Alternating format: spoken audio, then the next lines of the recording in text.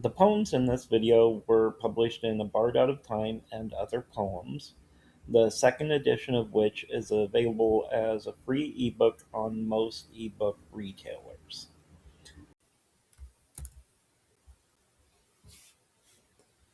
Pitfall.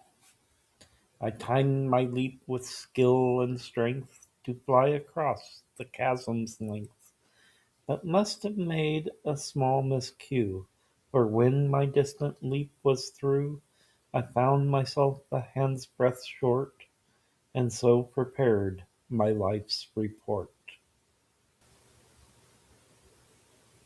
Bride Price. Embellished by an ornate seal, the missive came by messenger.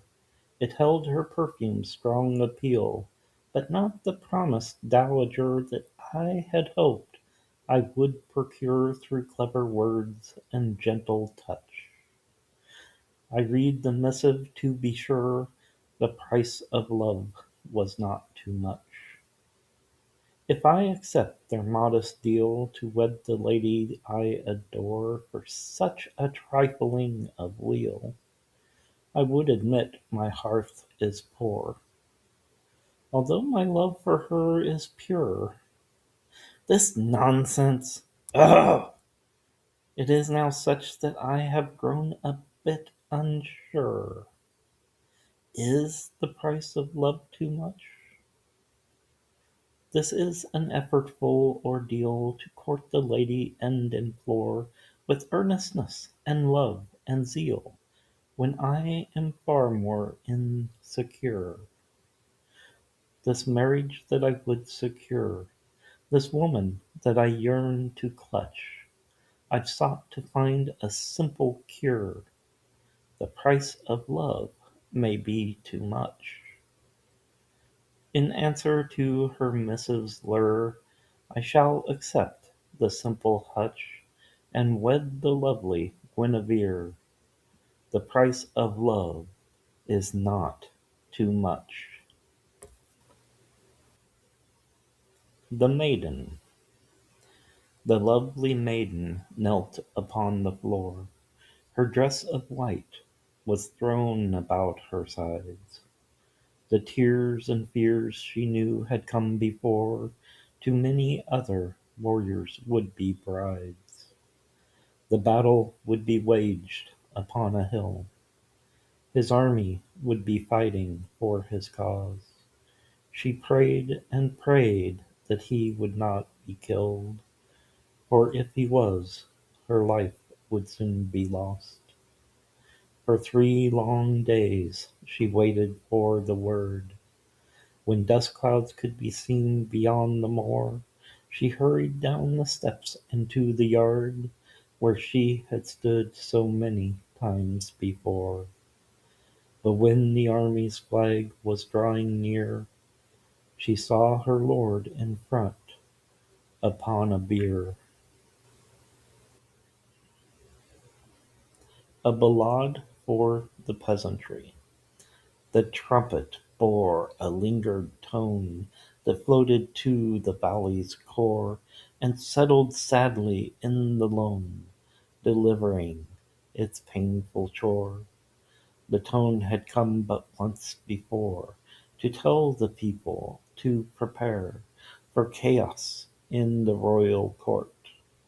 The king had died without an heir. The king was scarce encased in stone before there came a dreadful war. So many craved the empty throne that carnage ruled from shore to shore, and all the land was fiercely scored by fires belching in the air. And then the claimants numbered 4. The king had died without an heir.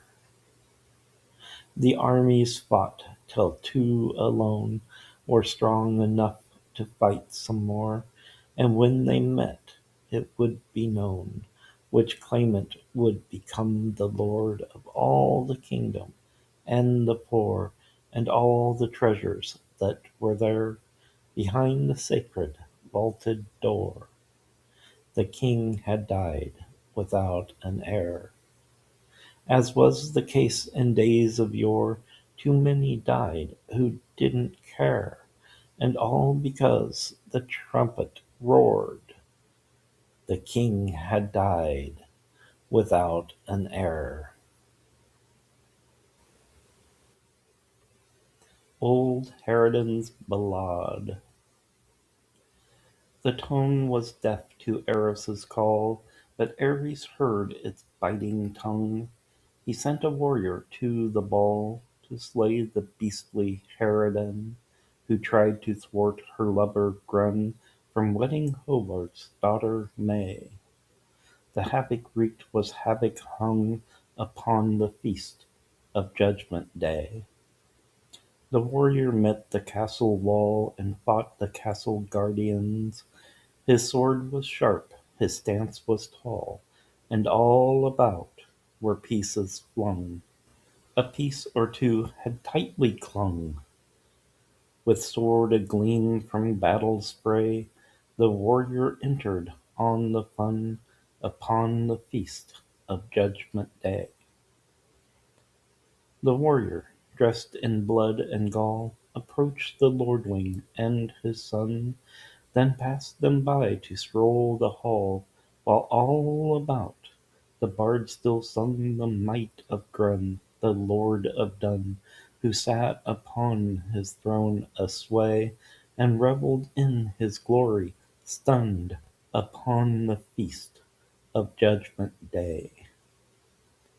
His sword was swift to justice done, the warrior took his prize away. The head of Harridan was strung upon the feast of Judgment Day. Sage advice on monsters. 1. A monster has a wicked attitude because its hunger never seems to end. Engrossed completely in its search for food, he has no time at all for making friends. I tell you this so you might comprehend the plight of wicked monsters on the prowl, and maybe if you try to understand, you won't be found inside their cooking bowl. So if you see a wicked monster's eyes looking hungrily into your own, just say hello, and you might be surprised. You could enjoy a dinner in his home. But then again, I could be quite in error. It could just be a hungry monster there. 2. Now, dragons are another thing indeed. I met one once, when I was very young. You don't go near their shiny claws or teeth unless you want to be a dinner bun. Their arrogance is legendary stuff. Their ego is the only thing there is that can surpass their appetite for blood. It is a blessing that so few exist. They do not yearn for friendly company. Their only wish is for a tasty meal. And so the wisest course for us must be to flee from dragons flying in to kill. Unless, of course, your courage is extreme, surpassing every bit of reasoning. 3. I knew a man of courage named Burly, who wished to slay a dragon for his love. If you ask me, I think he was a fool. There is no living woman worth that much. He spoke to many sages in the land, in hopes that they might tell him where to go, until he came across a willing man who knew of where a dragon made its home. The gold was given freely in advance. The rule was bound to go and not return, which made it quite unwise to take a chance of not receiving payment that was earned. It was a sound decision that I made. I never saw Barul alive again.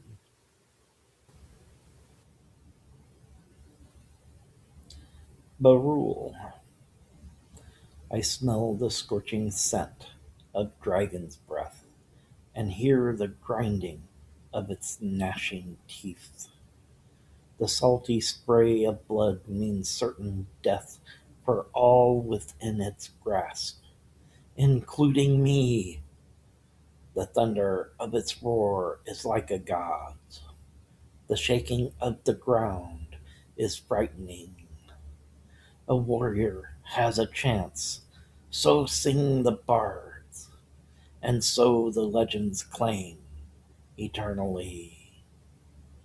But here I stand, a foolish idiot, with tiny sword of rusted, dulling steel. A revelation churns within my gut. I know I do not stand a chance in hell. I close my eyes and swing with all my might, and pray that I might make it through the night. Flying high, the dragon flew on winds adrift to smell the carnage down below. The smoke and chaos chose to lift above the trampled, bloody snow. She felt her hunger grow and grow, and closed her eyes in utter bliss, and followed where the currents go into the mountains of the mist. Her senses craved to gently sift the textures of her fallen foe, who seemed to her a trifle miffed beneath the burnished, searing glow that she had chosen to bestow. In truth, she found she could resist the craving that she brought in tow into the mountains of the mist. And so she flew above the rift and past the village broken bow that read the portent as a gift, a dragon's rare, as we all know, when she went by and didn't throw a single warm emblazoned kiss. And then they watched the warm wind blow into the mountains of the mist. Still held enraptured by the show, forgetting where the mountain was, the dragon crashed with force untold into the mountains of the mist. Nuisance gnats. 1,000 winged arrows strike the dragon's burnished scales. Payment in full. The pouch of gold weighs heavily on me. My thoughts are tangled in an evil spell. If I do this, I never will be free. And yet I slowly creep in for the kill. The voices sing, and empty mugs are filled.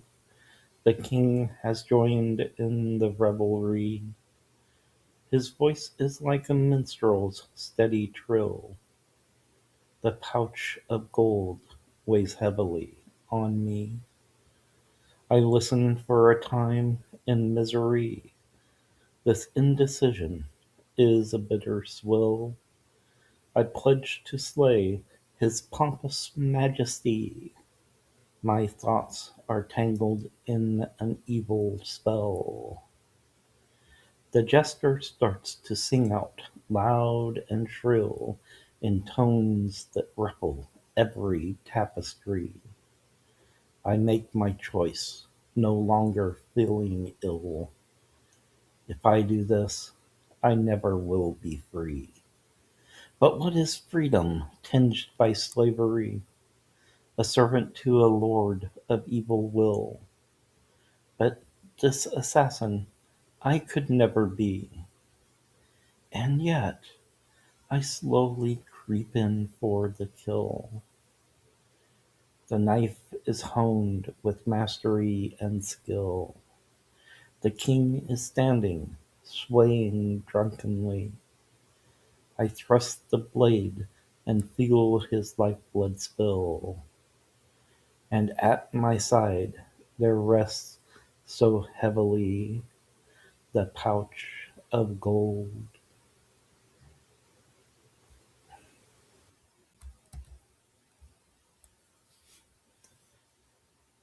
The crumbling statue.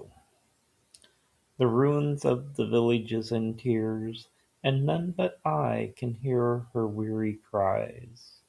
Her forlorn whimpers cradle in the years, and mingle with my heavy laden sighs. Our solemn wailing settles like the night, and drapes the valley with a tender dirge. We pine for those who faced the tragic blight that all their efforts could not seem to purge.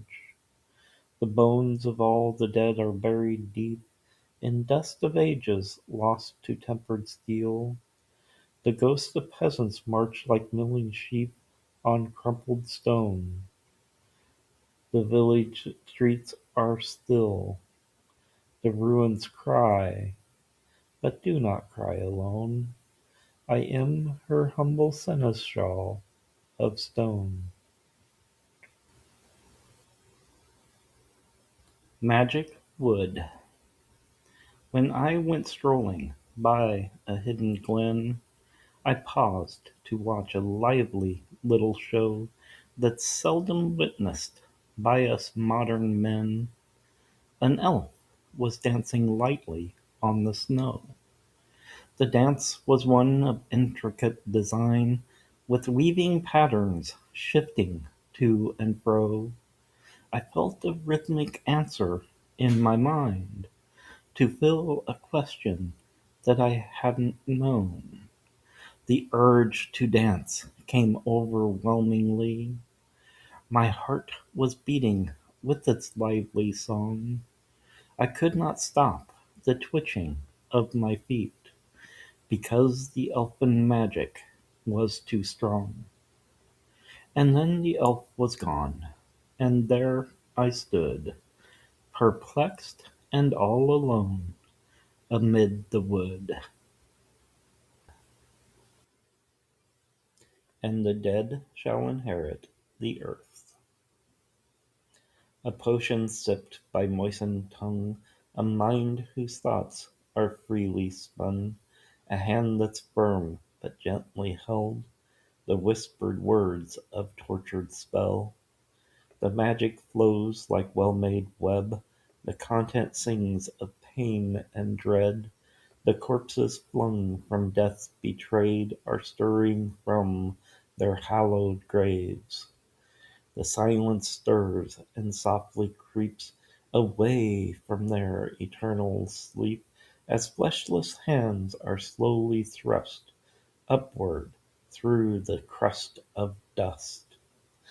The earth is bleeding, tangled, dead, with drops of blood that quickly spread across the cemetery lawn, like frozen thoughts unbidden drawn. The voice of driest crinkled leaf that summoned them says, "Come with me," and come they do, with heavy stride, to stand as one, side by side. An army dead for years untold, with rusted swords held high and bold, they gather round their master, and he cast the incantation wrong. The dead, whose voices seldom sing, enclose him in a corporal ring. His cries of anger, fear, and dread appease their hunger and feed the dead. When bony grip and toothy grin have finished with their master's skin, they crunch on bone from leg and arm, and crush the faulty magic charm, whose flaws betrayed the wizard's dream, choking off his final scream. The moral here, a simple one: leave a sleeping corpse alone. Burly Hank and Me. 1. There is no brawling in the septic tank between the sewer rats that dwell in there. The owner of the pub is Burly Hank, whose muscles bulge too much to be ignored.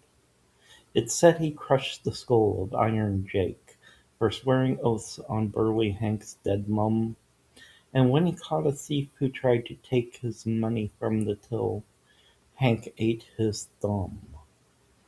I saw him fight a dozen men at once. He didn't even break out in a sweat. I knew that I would never stand a chance of winning any money from my bet. And yet I stood my ground and, eye to eye, I said to Burly Hank, "Today you're mine." 2. Now, Burly Hank is not a man to laugh, so when I spoke those words his eyes went blank until a dry and rancid epithet escaped between the lips of Burly Hank. At first I didn't understand the sound, despite the intent creeping in his eyes, and then I found myself upon the ground in time to dodge his massive, bulky thigh. His gleeful echoes sang out loud and clear as clapping from the patrons joined in. The chorus of his stomping, drawing near, was like a dirge in twilight for a friend. I clenched my teeth and flexed my brawny fist and wondered how I would get out of this.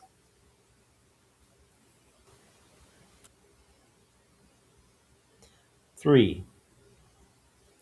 I fought with all I had and then some more, but all that I achieved was just a groan. But as we battled on, this thing I swore: if Burly Hank went down, I'd run for home. I dodged until my face was turning red, and swung until my arms were falling off. Then, just as I believed I'd soon be dead, the mighty Burly Hank told me to stop. Now Burly Hank has honor for his soul, and honesty is marrow for his bones. So I backed off and waited, dutiful, as he sat down with muffled little moans. He stared me in the eye with new respect. "A draw?" he asked. I nodded. "What the heck?" 4. What happened next I could not understand.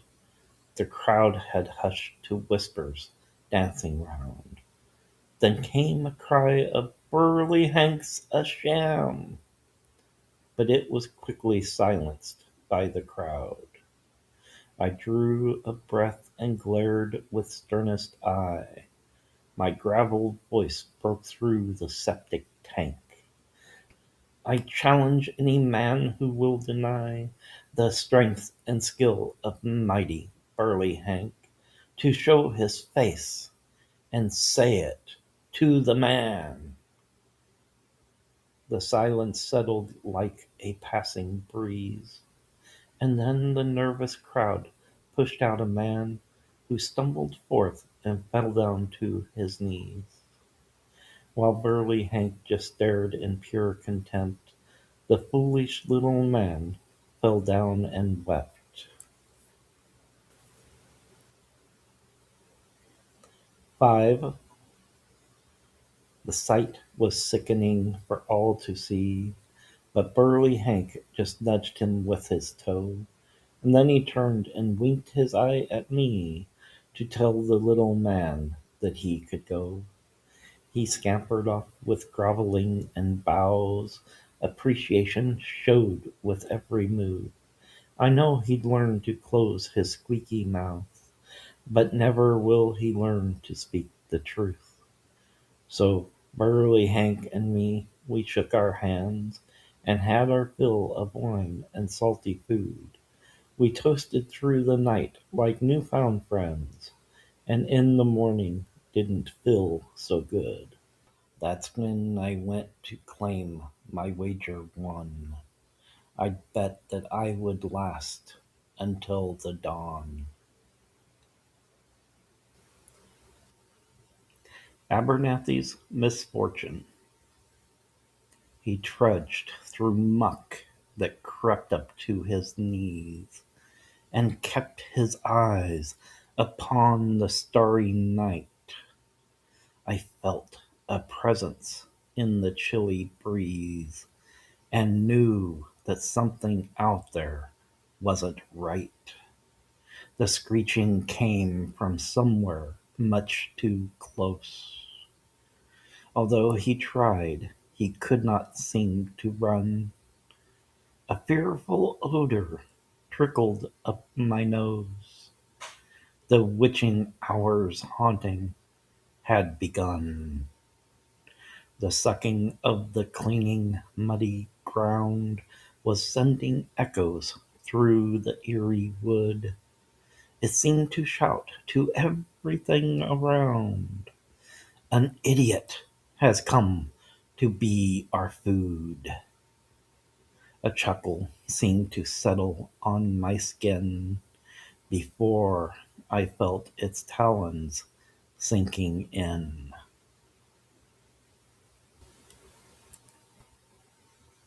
A familiar loss. When Abernathy met his odd demise, I felt it as I would have felt my own. The piercing talons gouging out his eyes elicited far more than just a groan. His psychic screams were loud and full of pain. They rattled through my mind like broken glass. I felt the creature striking out again, and went with him into the gray morass. His screams turned into whispers on the wind, and faded slowly to a silent pall. I felt his death, and knew I'd lost a friend, the closest, dearest friend among them all. I crushed the tears that threatened to explode, and turned my full attention to the road.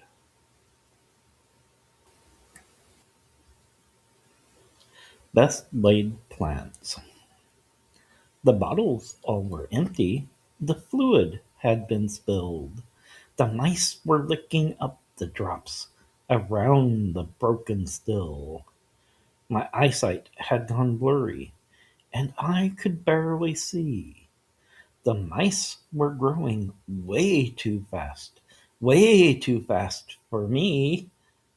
I'd studied through the journal with caution and with care, assembled all the alchemy, but I was unaware.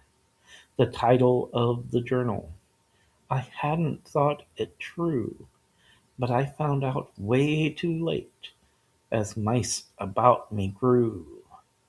The cats were all in trouble. The mice had grown so fast. There was no hope that I could see. Would the serum last? The mice had more than trebled, some as large as dogs. The biggest ones I ever saw would rival even hogs. When the mice had left me, when I was alone, I cleaned up my equipment and burned that wicked tome. If you cannot believe me, I will understand. But if you do, I beg of you, be careful what you plan.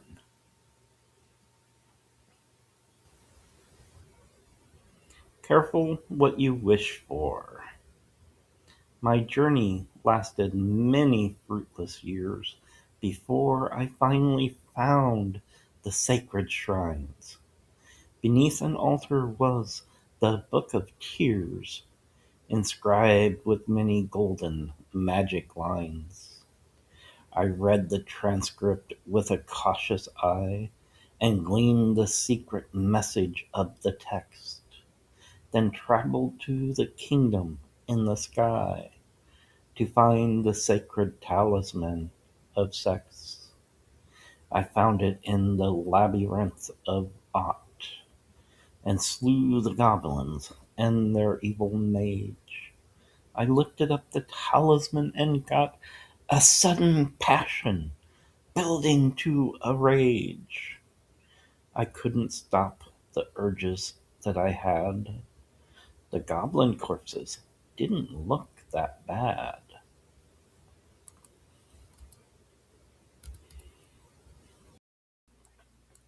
Spellbound. A thaumaturgic circle made of chalk derived from powdered bones of murdered men. The symbols and the runes will never talk, but will speak volumes to the demon kin. So simple are the lines and markings brought, and yet they will contain the deadly beast. An inch inside, a world so danger fraught. An inch outside, a world in seeming peace. The demonkin moves slowly in its cage and surveys its integrity for holes. Finding one, it screams in gleeful rage and steps with certainty and firm control. It reaches for the wizard's tiny neck and stretches it until it starts to crack. The summons. Darkness, black with eerie fringe, red and orange beneath me singe. Fiery hells surround the hinge, and yet the door dost hold.